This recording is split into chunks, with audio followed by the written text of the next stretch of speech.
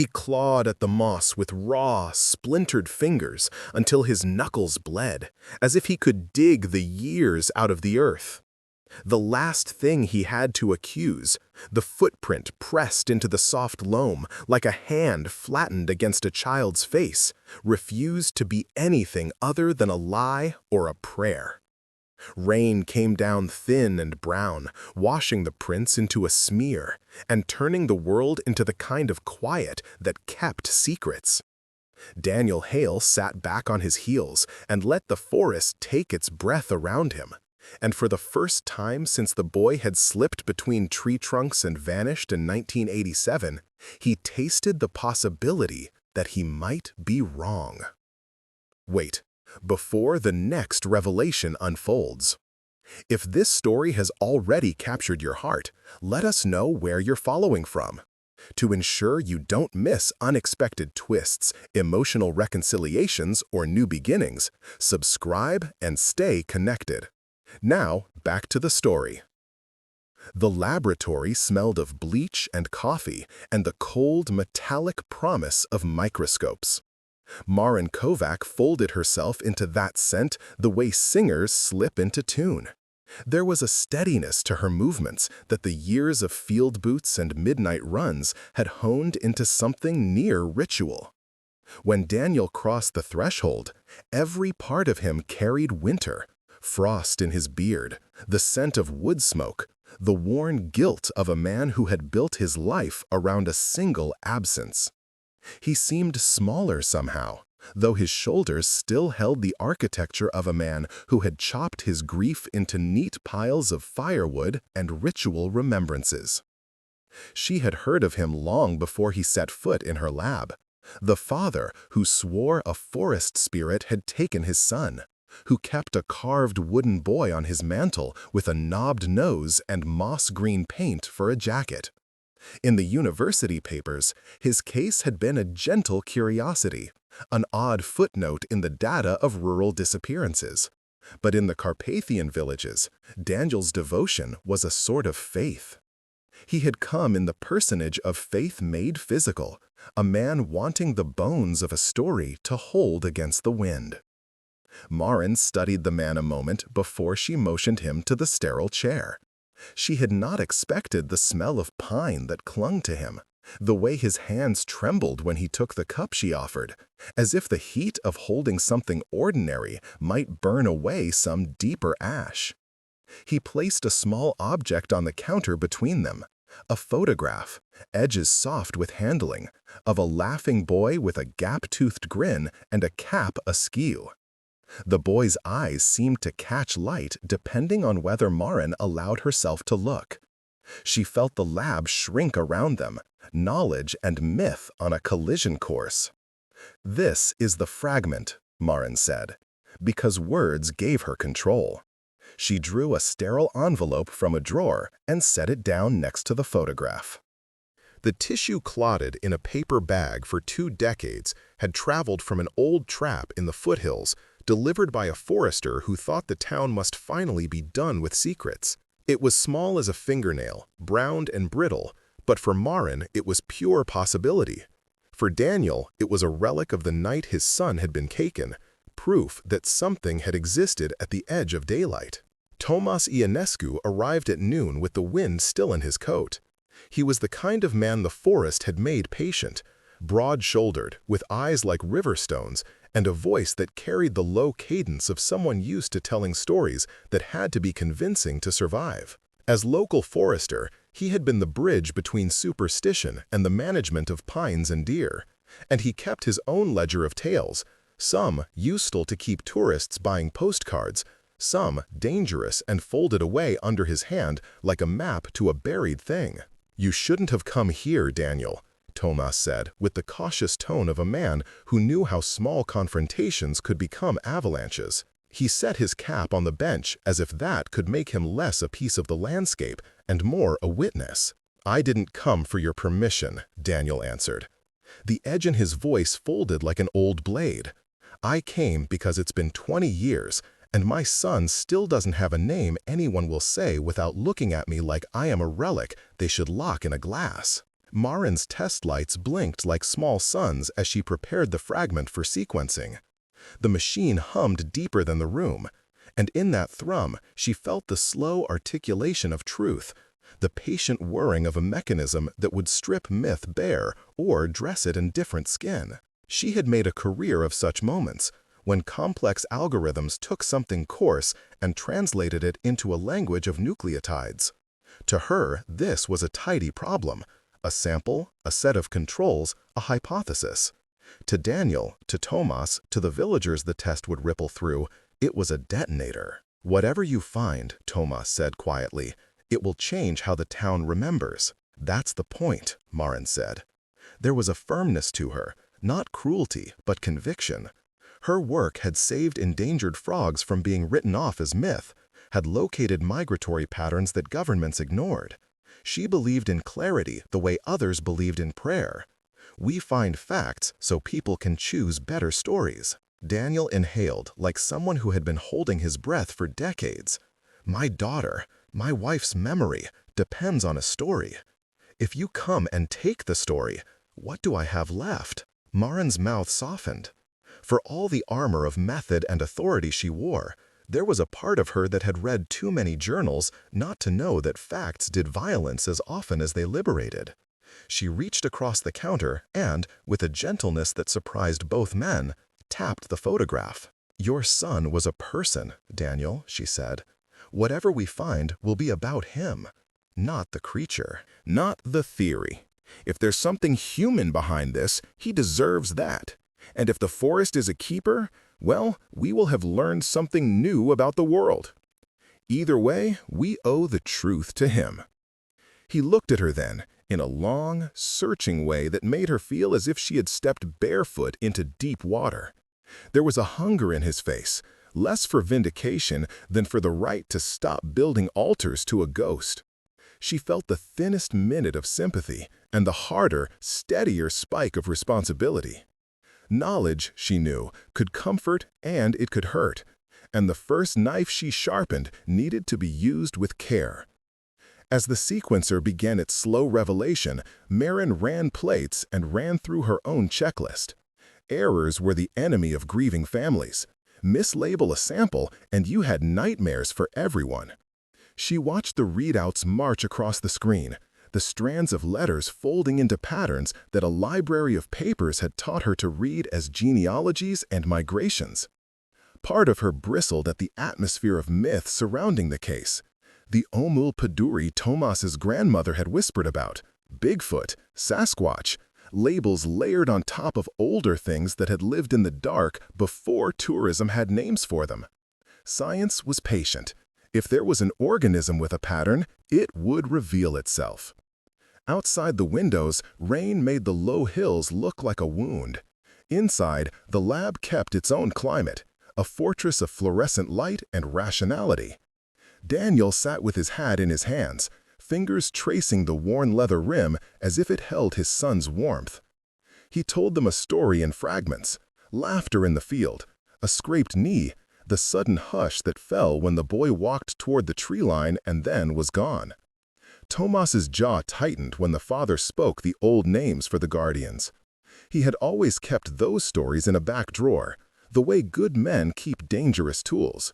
They were useful to explain things that needed explaining, but dangerous when they became scapegoats for human cruelty. "People want something to blame," Tomas said. "When the woods take and do not answer, you give it a face to take the shape of a thing you can bargain with. Our village needs stories to manage sorrow." "And what if the story is a lie?"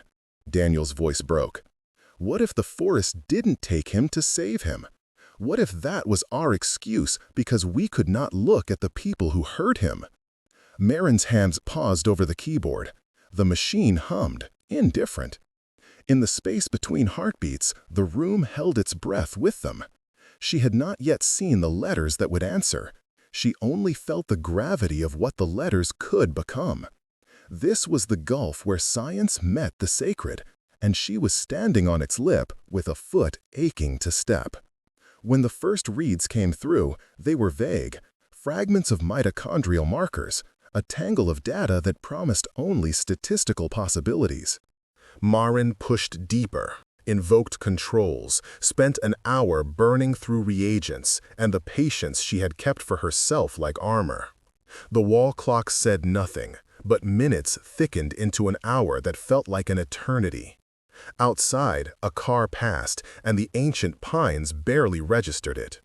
Inside, the three of them lived in a bubble where secrets could not hide. At last, the screen resolved into something legible, a match. Not to Daniel's son's line, not to the local populace in any immediate sense. It was human, curiously human, carrying markers that threaded through a family line from a neighboring valley that had once been closed to outsiders. It was not the wild, not a separate species, not what Daniel's grandmother had called the Omul Poduri. Marin's breath left her chest a small sound.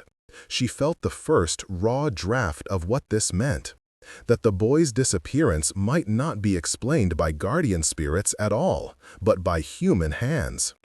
She watched Daniel as the words landed in him, as if labels in a database could dislodge years of ritual. He knelt involuntarily, as if prayer had been cut out from under him. Thomas's face collapsed into a map of lines, shock, a flush of fear, then the shadow of something like recognition. "This changes a lot," Tomas said, but his voice was smaller, the way the ground matures before an avalanche. "It will make people angry. It will make people scared," Daniel whispered. "It will take away the only thing I could love without hating the town.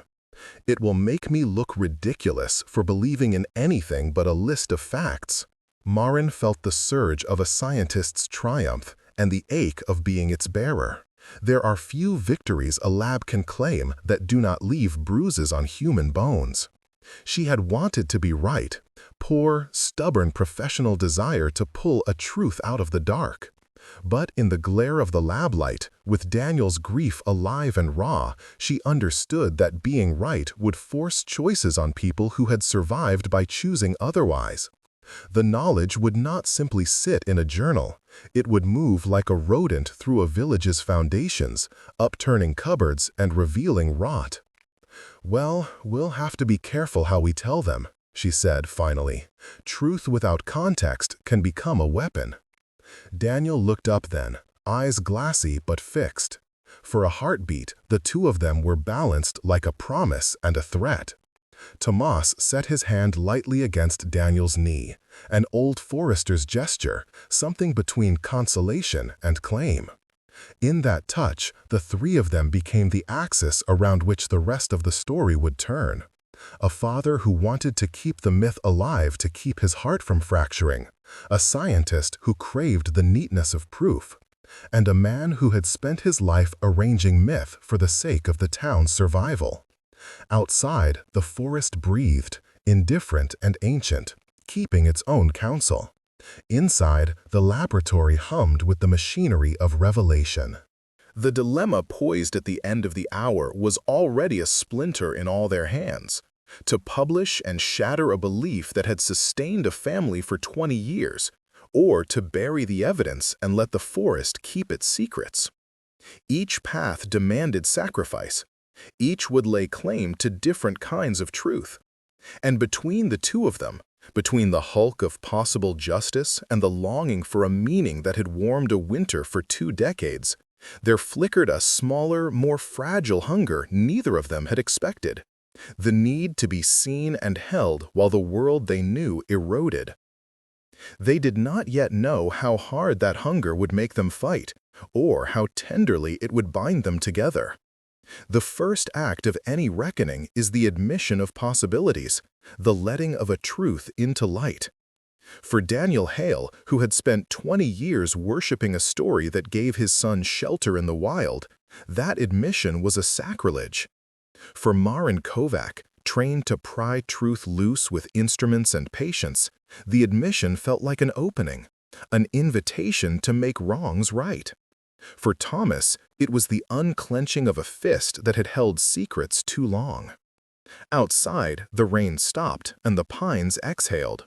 The lab clock ticked. The sample sequenced fully, and the forest waited, as it always did, for the humans to decide what to do with the things they found in its dark. When the town found out, because truth is a rumor that grows wings as soon as you whisper it, the first flurries of reaction were gentle, like leaves nudged by wind. A woman at the bakery clucked her tongue and said, "I always thought so," as if she'd been waiting for proof to polish her own suspicion. A group of teenagers, half drunk on the bravado of being young in a village that had learned to survive on tales, made a joke that found its way to Daniel like a stone thrown into him. But the deeper currents moved slow and dangerous. The elders who had built their livelihoods on guiding tourists through the mist, the families who had quietly bartered silence for safety, the men whose names the new markers hinted at. Each these things knit together into a net that might catch or strangle. Marin felt the town's scrutiny like static on her skin. When she walked through the market with the sequencer's readout folded in her bag, people stepped aside not in awe but in calculation. Could this woman who spoke of mitochondrial haplotypes be used to reopen a wound that had been stitched for 20 years? The university would want a paper. The media would want a story. Some scientists, her colleagues, offered the bland, thin praise of those who see headlines as currency.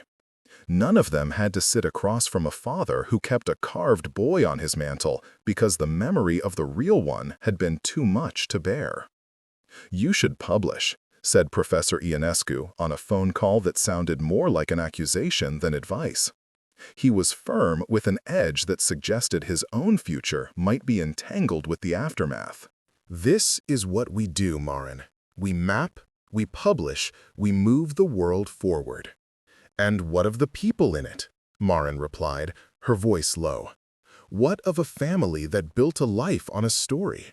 What of a town that could fracture?" "Then let it fracture," he said, "if the foundations are rotten." That night, after the lab had been turned into a mausoleum of idle equipment, Marin drove back to the cabin Tomas had arranged for her, small, with a wood stove that smelled like cedar, and a view of trees that seemed to hold their breath. She found Daniel on the porch, hands wrapped around a mug, looking both smaller and somehow more enormous in the dusk. "You keep it, then," he said without preamble, sliding the mug toward her as if offering a truth. The truth. Marin took the cup, warmed fingers that had been chilled by late hours and colder arguments. "I don't keep truth," she said. "I find it, and sometimes it makes people hurt. Sometimes it frees them." He laughed, a sound without mirth. "Freedom is not always a gift. It's a decision you hand people and then watch them fall." The two of them stood on the porch in the blue light, the valley swallowing the last of the sun. It was the first moment in weeks neither of them carried the lab's hum.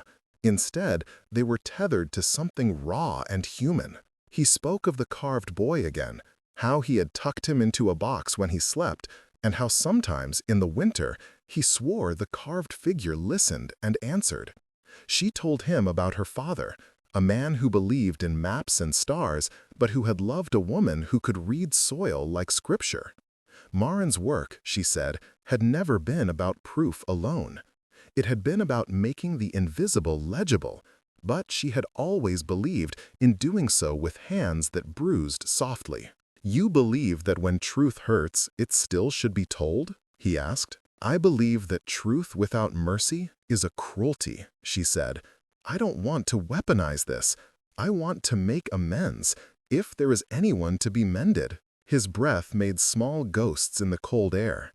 What does that even look like? It would not be a simple thing. The first obstacle was political. The mayor, practical, with the sort of smile that keeps teeth from showing, called a council meeting the next week. Tomas insisted Marin come and speak because he knew her voice could be steady in a room of people who like to speak over each other. The hall smelled of old varnish and boiled coffee. Posters of summer festivals lined the walls like tacked-up promises. Marin presented the data the way she had been taught: controls, error bars, the cautious language of probability. Men shifted in their seats when she said the sample matched markers common in a family line from a nearby valley, a lineage that had, in the old days, been ostracized for reasons no one wanted to explain in full. When she finished, silence pushed between the clattering of silverware someone had left in a corner. "It's human," the mayor began, slow and tentative. "Not beasts."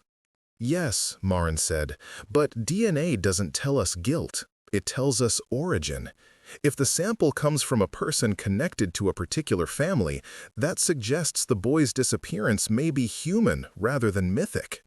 A woman in the back, one whose hands had once knitted charity hats for lost children, shook her head as if she could dislodge a feeling that had settled in her like a stone. "You're saying we've been lying to ourselves?" she said. "I'm saying our story may have protected someone," Tomas interjected, and the room leaned into him like a boat into a harbor. "Maybe it covered a shame.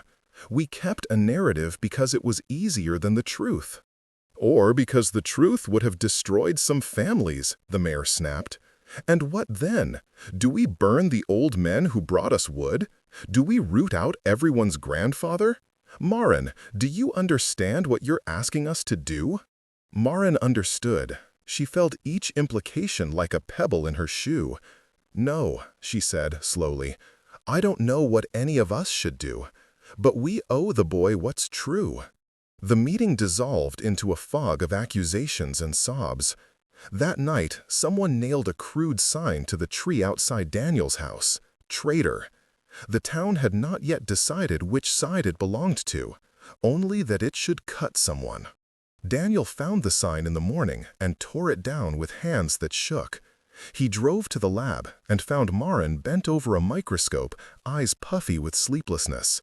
For a wild second, he wanted to blame her, a righteous, searing fury that believed if she had not spoken, their life could have continued on the thin, luminous thread of the myth. He would not have to choose between worship and despair. He stood at the doorway and said nothing, and that simple presence, angry, raw, pleading, crumbled the reserve she had built around herself like lab-grade glass. She walked to him and said, "I am sorry, not for telling the truth, but for how this makes you feel. I didn't mean to take away your story." "You did," he said, "and now the town thinks I'm a fool? They come and look at me like they want to pluck the last of my dignity?" Marin moved so close he could see the lines around her eyes, the dark circles that said nights had been kept for reasons beyond lab results. "You are not a fool," she whispered. "You are a man who loved his child so much. That's a brave thing." His laugh was small. "Sanctuary is a house with no walls if someone with a torch comes." They argued then, soft, sharp words about responsibility, about whether the past deserved to be uncovered even if it broke the people who inhabited that past. Tomas watched them, an island of patience, tired from carrying secrets that weighed like boulders. He had his own reasons for being cautious. He had once been privy to something he had told himself to forget. A day in his youth when men from the neighboring valley had come asking for work, and a storm of need had been settled with agreements that had left scars on both families. He had suppressed it then because villages function on compromise. Now that compromise looked like cowardice. When confrontation turned to accusation, the first to lash out was a man named Niku, big in body, small in generosity. He had been friends with Daniel once. Their boys had played in the same field before a secret had scheduled them on different sides. Niku cornered Daniel outside the bar and spat, "You made monsters out of kind people. My grandfather would never." "He would have," Daniel said quietly.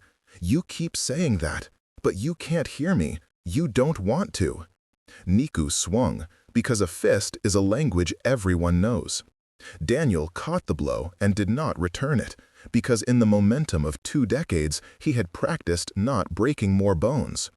The fight, such as it was, left both men stunned. Violence, like truth, makes a town look at itself. Marin found Daniel after the fight, blood mixed in his hair like a sacrificial paint. She cleaned him with the kind of efficiency that made him feel like a child again, sitting on a cold table while someone who knew what they were doing touched his face without flinching. Her hands were steady. Her voice was softer than any argument they'd had. Under the ministrations, his anger curdled into something like relief. He reached for her hand, then pulled back, as if surprised by the intimacy of the gesture. "You don't have to carry this alone," she said. He looked at her, catching the vulnerability he had not permitted himself to show. "You don't understand," he said. "If the village tears apart, what then? Who will take care of the graves? Who will stack the wood? Who will give my wife something to hold when the nights are dark?" "You'll find new hands," Maren said, "or let others find you. You are not alone even when you are alone." She saw in him the small man he had been when the boy had been little. Tighter shoulders, eyes quick with mischief. It was in those flashes that love began, not as a softening, but as a mutual exposure. They each gave the other a place to land when the world shifted. Maren, for all her proclivity to the hard luminescence of data, felt the shape of something dangerous and tender. The possibility that the reason she could not simply publish was not just ethical scruple, but fear of losing him to the ruin the truth might bring. Their intimacy threaded through their anger like a narrow road traced through a swamp. It was not yet love in the grand, tidy sense, but a small, urgent affection that grew in the cracks. A shared joke, a touch that lingered, a look held too long. Yet every tender moment was shadowed by the knowledge that exposure might come at any minute. The local paper printed a version of Maren's findings with a headline that called her "the woman who unveiled the forest's lies." The headline did not mention the careful caveats in her report. It did not mention that DNA does not equate to crime. When an anonymous envelope arrived at Thomas's house, a single photograph of a man from the neighboring valley cradling the carved wooden boy, Thomas's face turned a shade that frightened Maren. He had known the family in the picture since he was a boy. His father had cut wood with the man depicted laughing in the sun. The implied accusation lodged like a splinter. "Someone's trying to make this personal," Thomas said. "And if it becomes personal, they'll want revenge." "Who stands to lose if the truth comes out?" Maren asked. "Everyone with a secret," Thomas said. "Everyone who benefited from a story that kept the town whole. Men who had dealings with men in other valleys, families who married across lines with silence sewn into the stitches." As the pressure mounted, the mayor's indecision, the bar fights, the paper's hunger for spectacle, Maren felt the structure of her certainties strain. There were small, almost tender gestures that tethered her to humanity. Daniel leaving a thermos of coffee at her lab door at dawn, a note in his rough hand, "For the woman who unravels lies." Thomas sharing a joke that made him laugh like a cleaner boy. There were also threats. A smashed window in the lab, a late-night call in which a voice whispered that some stories should never be told. The forest watched all of it, unchanging in its slow rot and renewal. It held the footprint, whatever it had been, like a truth no human could arrest. Yet inside the village, each person made choices that would push the story into one future or another. Maren found herself wrestled between the pole of scientific duty and the softer pole of love. She began to imagine the paper's citation and then the hollow ring of Daniel's laugh if the town labeled him a fool. One night, Thomas brought over a box he'd found in the back of his father's shed, a ledger, water-stained and filled with names that matched some of the markers the DNA hinted at. The ledger did not say what those names had done. It only recorded trades, wood, labor, favors marked by shorthand. But between the lines were dates and notations that suggested movement across valleys. Children apprenticed, wages paid, debts settled with silence. It was not evidence of abduction. It was evidence of relationships that may have been more entwined than the village would admit. People hid things by making them ordinary, Thomas said, and for the first time his voice cracked. They made quiet trading a way to avoid asking the hard questions. Maybe a child was lost in one of those trades. Daniel took the ledger like a relic.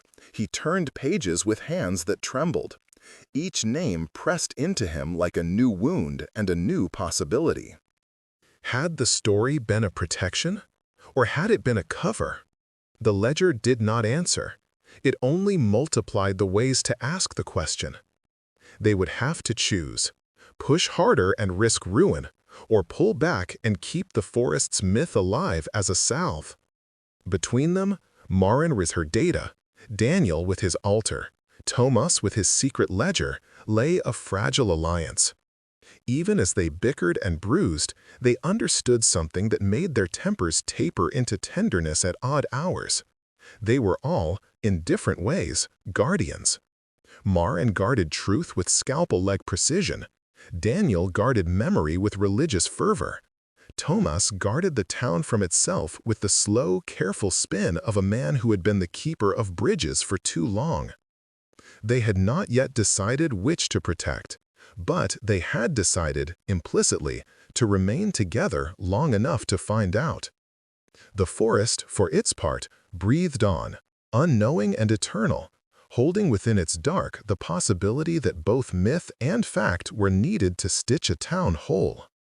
The ledger slid from Daniel's hands like a fish slick with oil, and it landed on the table with a sound like a small sob. Rain began again outside, as if the valley could not help but weep for what's been unearthed. The three of them looked at that book and at one another, and realized with the slow, terrible clarity of a storm swallowing a coastline, that discovery had never been a single event. It was a hinge. Once you found one loose joint, the whole door could swing. That night, the village's anger sharpened into something tangible. Anonymous notes appeared tucked under doors. "You killed him with your stories," one read angrily, and dog-eared nicknames followed men into the fields. Someone broke the shop window of the old man who had once run caravans between valleys. Someone else painted a crude silhouette of a large shaggy beast on the town hall and crossed it out.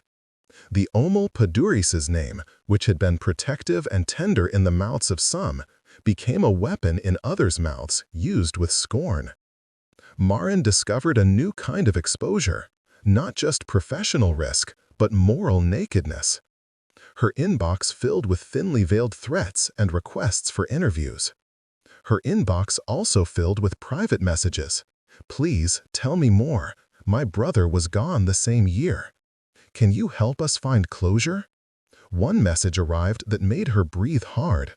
A scanned piece of paper, a child's homework sheet with the boy's name written in a shaky hand, corners burnt as if to obscure the sender, and yet not quite. Whoever had sent it wanted to be seen but not found. The ache of it made the laboratory's fluorescent lights seem harsher than they had any right to be. In the market, the baker refused to look at Daniel. The children avoided the carved wooden boy if they passed Daniel's home, as if his presence could still collect scandal like a cloak. Thomas, practical in his ministrations, began to feel his role twist into something he had not been trained to do. Mediator, apologist, the man who had once smoothed over fights with wine and good humor, and now had to field accusations that held geometry and shame in equal measure.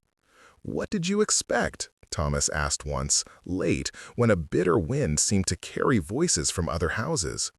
He and Marin stood outside the lab, where a single bulb burned like a candle in a mausoleum. Daniel was inside, crouched on the floor with his head pressed against the wooden block he used to carve little toys. "You knew people would not like this." "I expected—" Marin stopped because she hadn't expected the scale of the hurt. She had expected academic scrutiny and maybe some local anger. She had not expected to become the fulcrum on which a whole village might tip. "I expected them to be angry," she finished finally. "I didn't expect them to do this much damage." Thomas's face folded into a map of old decisions. People cut things down because it's easier than grafting. They cut each other down because it's easier than asking forgiveness. He tucked his hands into his coat and walked away without looking back. The words didn't redeem him, they marked him.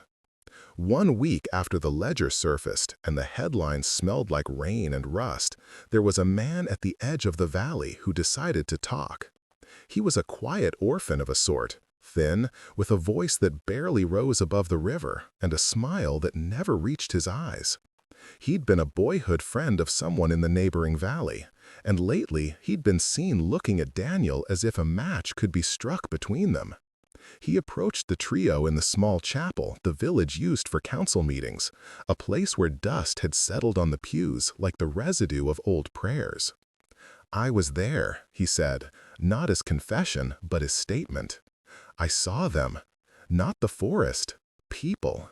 My father's friends. They were drunk.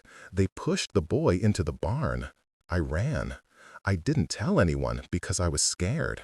I kept thinking the forest took children because I couldn't look at what we'd done."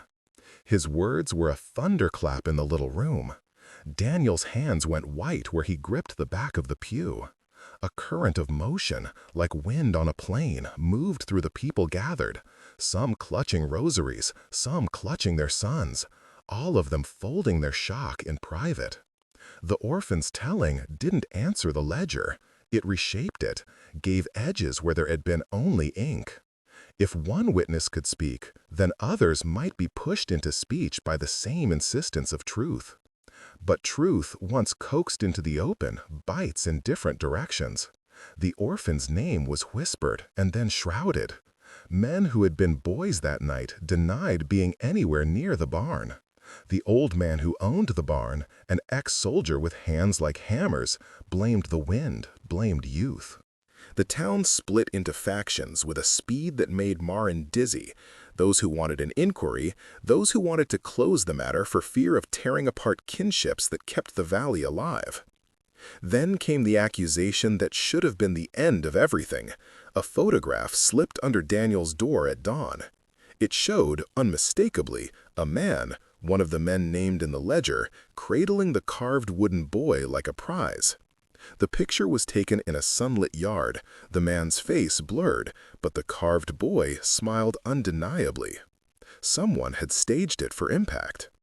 Daniel's response was volcanic.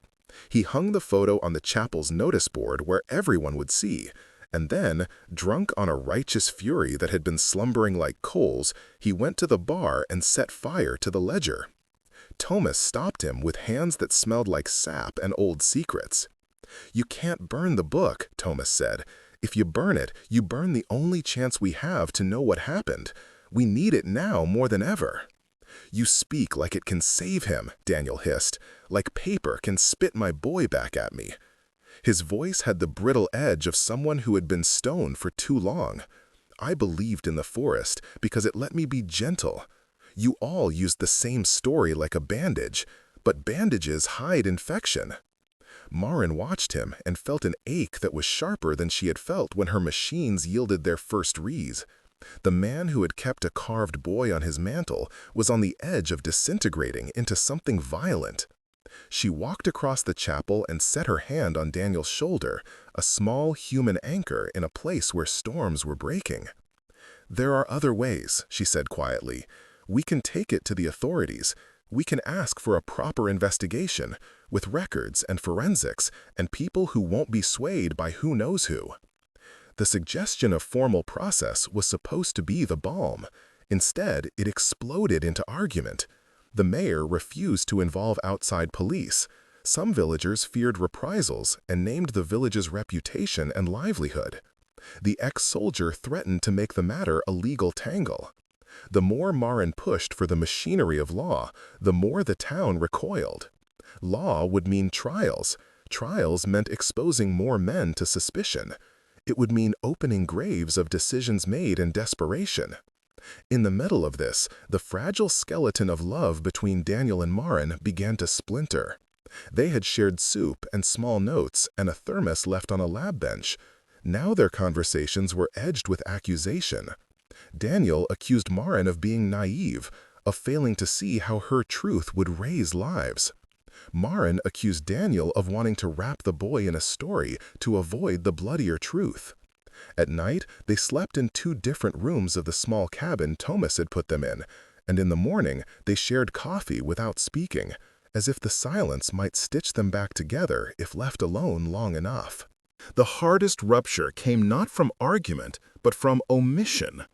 Marin submitted a draft of her findings to a well-known journal with the evidence flagged as potentially explosive but ethically sourced. She meant to hold publication until the town could be prepared, until there was a plan. But in the mechanized world of academia, an assistant at the university, ambitious and eager for a breakthrough, pushed the paper live, and the internet bled the valley's secrets into the world. Headlines screamed, and the town became a prism reflecting 1,000 stares. When the news hit the valley, people who had been cautiously holding secrets exploded into fury. Daniel stood in the square as the Post scrolled on his phone, comments full of pity and scorn, strangers deciding he was either a hero or a fool. He had wanted truth. He'd believed once that it would set him free. Now, watching global strangers weigh his life, he felt naked and violated in a way that no carved boy on a mantle could buffer. "You published it," he said to Marin in a voice that had no humor left. The accusation was a blade. "You couldn't wait. You made us into spectacle." Marin's hands trembled. "I did not publish it," she said, and it was true in one sense and false in another. The assistant's hand had been involved, but the paper had been hers, her data, her authorship. "But I did not stop it. I should have been firmer. I'm sorry." "Sorry," he said. The word a fossil. What good is sorry when your life becomes a headline? When strangers think they can tell me what to grieve? They did not reconcile that night. Instead, they traded blows of silence and people things. He spoke of loss as a kind of religion that could not be burned. She spoke of truth as a medicine that could sting but heal. Tomas watched them and felt, for the first time in years, the terrifying loneliness of being the man who had been keeping bridges and now watched them collapse. On the 3rd day after the publication, someone left a child's shoe on Daniel's porch. It was too small, too clean, and the leather had been rubbed smooth by a hand that had wanted to make a point. The shoe looked like a relic, placed there as both proof and mockery. Daniel picked it up and smelled. Nothing but the lacquer and the memory of another life. He pressed it to his face and howled into the dark, a sound that was animal and human and shook the little valley with a grief that had been accumulating like sediment. Marin found him in the forest the next morning, sitting with his back against the same block of rotted wood he dug in the rain years ago. The moss had taken hold of the log, and miniature ferns grew like small flags around him. He had not moved since dawn, and his beard had a fine frost along the edges. He looked older than he had the day he walked into the lab. His eyes, when he turned them to her, were raw with shame, anger, and a deep, simple sorrow. "I need you to choose," he said. "Pick which side you're on. The truth or me." The demand was a cruelty wrapped in clarity. Marin's skin pricked. To choose truth, her life's work, felt like splitting someone she had begun to love in half. To choose him felt like denying the boy the justice his data might secure. "I can't give you a false choice," she said, though her voice shook. "Not if it endangers anyone. Not if it robs you of your dignity. I will not let the truth be weaponized. But I will not lie. He stood then, moved with sudden, graceless speed, and walked away. He did not slam a door. He simply left, as if walking could make the problem smaller. Tomas called after him, a sailor calling into fog, but Daniel's silhouette slipped into the trees, and the valley swallowed him whole. Left behind were the fragments of a life they had tried to build together. A thermos, a note with a coffee ring, a half-finished carving on the bench. Marin sat on the chapel steps until the light went, and the chapel felt like a ship that had lost its captain. She held on to the ledger Tomas had refused to burn, and in it she began to see her own reflection. Someone who had thought she could do good and instead had brought the town a storm. Tomas, meanwhile, did something neither of them expected. He took his ledger, his father's old ledger of favors and debts, and wrote in it with a steady, honest hand. He recorded names and dates with the merciless clarity of someone who had finally decided secrecy was its own corruption. It was an act that could demolish the village or save it, depending on how it was used. He left the book upon Daniel's doorstep with a note, "Read it when you are ready." For now, he would go to the barn and stand where the orphan had said he had seen men, and he would ask the ghosts that had lived there to forgive him for his complicity. Act 3 ended not with closure, but with an unraveling so complete it felt like a confession. Relationships cracked along old fault lines. Trust was pulverized into glittering dust that the wind kept insisting on lifting. Marin paced the lab at odd hours, reading old reports and new allegations, sometimes laughing softly, and sometimes letting out a sound that was closer to prayer than anything she had ever offered. Daniel wandered the forest without aim, a pilgrim with no destination, and Tomas moved like a man with debt to repay. Each of them, in the days that followed, would be forced to look at the parts of themselves they had hidden, the bargains, the silences, the ways they'd kept one another safe by keeping each other blind. The fractures were not singular. They were networked, threaded through kinship and economy and fear. They would have to decide whether to let those fractures become chasms, or to use them as openings to find one another again. For now, the night closed around the valley, and the forest kept its age-old breath, listening to the human tremors that might, in time, teach it how to forgive. Daniel found the barn before dawn because the forest had a way of pointing him toward the things he could not face in daylight. The building smelled of old hay and the kind of cold that makes your bones remember what they were made for. He walked through the yawning door and saw the outline of men leaning against beams, faces like weathered maps. The ex-soldier stood among them, arms folded, jaw tight. Niku flinched when Daniel entered and then straightened as if anger could be posture. "I came to burn it," Daniel said, voice dry as kindling. "I thought if I destroyed one thing, maybe I could keep the rest from being torn apart." "Then don't," the ex-soldier said without moving. "We don't need more flames." When Daniel's hands curled into fists, the ledger in his coat felt like a weight and a promise at the same time. He had not meant to bring it, only to sit with the smell of old wood and decide whether to step back into the town that had been making him into a spectacle. But the book had become a thing that might either ruin them or free them, and he could no longer hold both. "Read it," he told them, and his voice did something wild, steady and soft at the same time. "Read what Tomas wrote.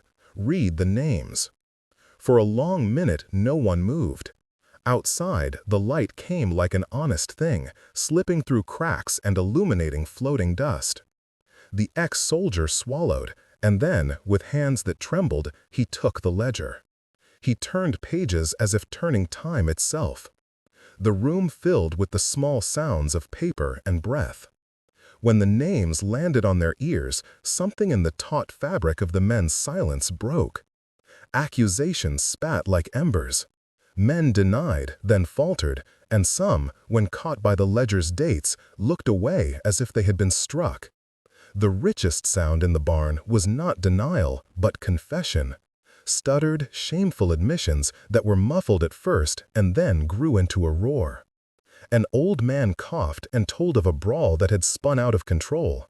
Another, a nephew who had lied to protect an uncle. The truth did not come like a blade, but like rain, steady, inevitable, and cold. Daniel listened until the sound of it gutted him. He had not wanted to be the instrument of someone's breakdown, but had learned the hard fact that sometimes the only way to stop a wound from growing was to open it and clean it. When the last name was read and the ledger lay open like a palm, Daniel felt his knees buckle. "I will go to the authorities," he said, surprising himself with the clarity of the choice. "I'll take the ledger. I'll give them what they need. If my confession, if my statement will spare those who were forced to silence, then I will do it." No one stopped him. Tomas' hand briefly closed on his shoulder, an old man's blessing and a benediction of sorrow. Marin arrived at the barn on foot, breathless from the run and smelling of rain and determination. She crossed the threshing floor like someone who had finally decided to step into a world that could not be reduced to columns of data. When Daniel turned and saw her, his face rearranged itself in a way that hurt and steadied him. "You don't have to take everything," she said without ceremony, folding her hands into his as if she could anchor him through touch. "I'll go with you." "And I'll stand with you," Tomas added, voice rough. Outside the barn door, the air was thin and bright.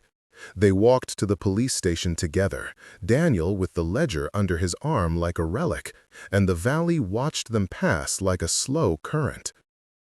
At the precinct, the men behind the counter were younger than the men in the barn, and their faces were busy with the newness of law. Daniel handed over the book and, in the process, handed over a part of himself that had been protected by myth for 20 years. What happened over the next hours was a blur of statements, fingerprints, and the bureaucratic compassion of people trained to believe paperwork could stitch wounds. The press, ravenous, arrived anyway, but the town had already begun to change its angles. Some neighbors came forward, their voices shaking, and corroborated parts of the ledger. Others receded into the kind of silence that is its own kind of grief. In the small clearing outside the station, Marin and Daniel sat on a bench, as the sun, fat and forgiving, climbed the hills. Neither of them pretended the world would be fixed in a morning. There would be trials and reckonings and, for some, irreparable breaks. But a truth had been placed where it could be examined. It would hurt, but it could not be reshaped into something kinder without consent. Daniel turned to her, the carved wooden boy still tucked in the inside pocket of his coat like a talisman. He took her hands in his, the fingers that had typed sequences and spun data into consequences. "I thought the forest was kinder," he said, voice thin. "I thought shelter was better than knowing. I was wrong." Marin leaned forward, forehead against his, and the world narrowed to the rhythm between them. "You gave him a home," she said. "You gave your son meaning when there might not have been any. That's love, Daniel. It is not foolishness." He closed his eyes then, and when he opened them again, the look in them was a kind of offering. "Stay," he said. "Stay when this is ugly. I don't know if I can face it alone." "I will," she replied, and there was no calculation in it, only the raw, immediate choice to be present in pain and risk. They kissed then, brief, tremulous, a seal on an alliance that had been formed in the hard hours of revelation. Around them, the town was fraying and mending at the same time. Men who had clung to silence were being made to speak. Women who had knitted comfort were now knitting testimonies instead. Tomas went back to the village with a ledger lighter and a conscience heavier, ready to answer for the complicity his silence had allowed.